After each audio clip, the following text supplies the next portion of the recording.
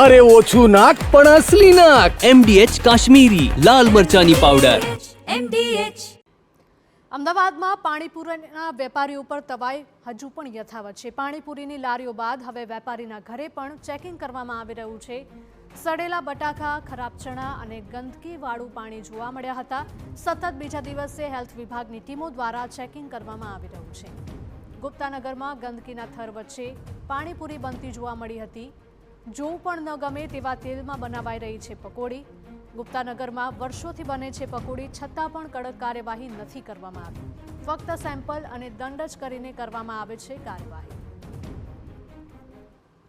અન્ય કેસમાં નોંધપાત્ર વધારો થતા હેલ્થ વિભાગની ટીમ દ્વારા અલગ અલગ વિસ્તારમાં ચેકિંગ હાથ ધરવામાં આવ્યું છે અને અલગ અલગ પ્રકારે પાણીપુરીના વેચાણ કરતા વેપારીઓના ત્યાં દરોડા પાડી અને પાણીના સેમ્પલ લેવામાં આવી રહ્યા છે. જે આ પકોડી તૈયાર કરનાર જે વ્યક્તિ છે તેમના ઘરે જઈને ચેકિંગ કરતા જે પાણી છે તે પાણીના સેમ્પલ લેવામાં આવ્યા છે. આ ઉપરાંત પકોડી તળવા માટે કયા પ્રકારનું તેલ વાપરવામાં આવે છે તે સૌથી મહત્વનું છે, કારણ કે જે આ તેલ છે તે જોઈને જ ખ્યાલ આવી જાય સામાન્ય રીતે કે આ તેલ ખાવા લાયક નથી. બીજી તરફ જોઈએ તો પામોલીન તેલ હોવાનું સ્પષ્ટપણે દેખાઈ રહ્યું છે કે જે સ્વાસ્થ્ય માટે ખૂબ જ હાનિકારક તેલ ગણી શકાય છે. આ જ તેલની અંદર તળવામાં આવતી વસ્તુઓ અને એકના એક તેલમાં વારંવાર તળાતી હોવાના કારણે તે પકોડી પણ નુકસાનકારક બની રહેતી હોય છે. આખરે આ બાબતે હેલ્થ વિભાગે અલગ અલગ ટીમ બનાવી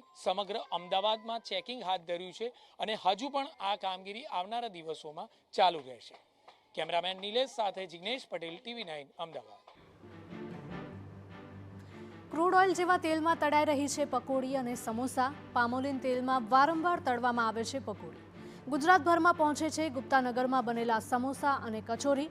કાળા તેલમાં તળેલા સમોસા ઉત્તરાખંડ, યુપી સુધી જાય છે તેવું વેપારી મહિલાનું કહેવું છે. अच्छा ही है तो अपने तो खराब थोड़ी वापरा, अपने खराब खुद नहीं खाते तो दूसरे क्या खिलाएंगे हम. बराबर है. अपने को पता गरीब लोग को क्यों परेशान करे. काला क्यों है तेल? काला तो कढ़ाई में काला होगा, जलेगा तो थोड़ा तो काला होएगा. माल बनाते हैं तो अपने. बराबर. हाँ? कितना तेल जाता है आपका? ये मेरा रोजीना का 2 डिब्बा चला जाता है. 2 डिब्बा रोज का? रोज चला जाता 2 डिब्बा रोजीना का. अब ये आज कहाँ देते हैं? वो तेल कहाँ रखते हैं? अपने तो दे देते, कोई लेता है उसको दे देते. कब देते हैं वो?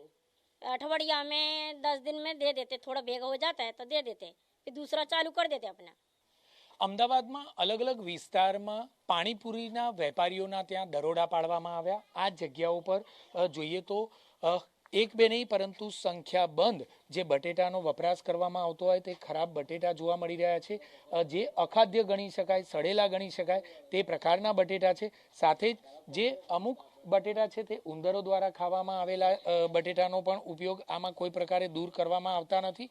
બીજી તરફ જોઈએ તો જે તેલનો વપરાશ કરાતો હોય છે, પકોડી હોય કે સમોસા હોય, તેને તળવા માટે જે તેલ વપરાય છે જે વાસણમાં ભર્યું છે તેનું તળિયું દેખાતું નથી. એકના એક તેલમાં તળતા હોવાનું સ્પષ્ટપણે દેખી શકાય છે, પરંતુ તેમ છતાં કોઈ પણ પ્રકારે આ બાબતે યોગ્ય કાર્યવાહી અત્યાર સુધી કરાઈ ન હતી. મોડે તંત્ર જાગ્યું છે, કામગીરી કરી રહ્યું છે, પરંતુ હવે લોકોએ ચેતવાની જરૂર છે કે આ પ્રકારની બહાર મળતી જે ચીજ વસ્તુઓ છે તે તેમના સ્વાસ્થ્ય માટે હાનિકારક છે. કેમેરામેન નિલેશ વગોરા સાથે જિગ્નેશ પટેલ, TV9 અમદાવાદ. MDH ચણા મસાલા.